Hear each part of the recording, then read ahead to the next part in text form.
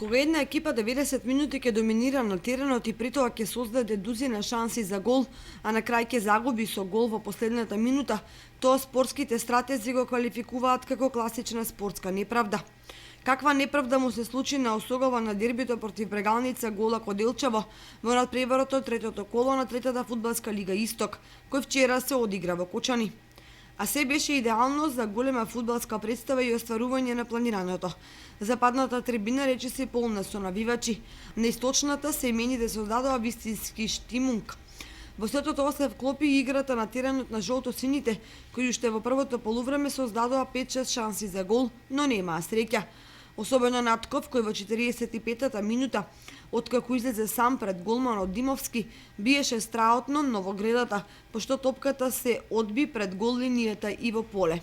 Претходно одличниот гостински голман ја извади од подпречката топката упатена со глава на Арсов, а подоцна го одбрани и ударот на Паунов.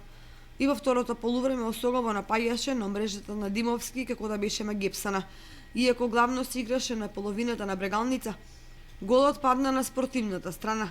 По една брза контра и корнерот за Делчевчани во 91-та минута, топката неочекувано дојде до Пешевски, кој биеше прецизно за шок на кочанската публика и на фудбалерите на Осогово. Веднаш потоа судијата Ѓоргиев очти позначи крај на надпреварот.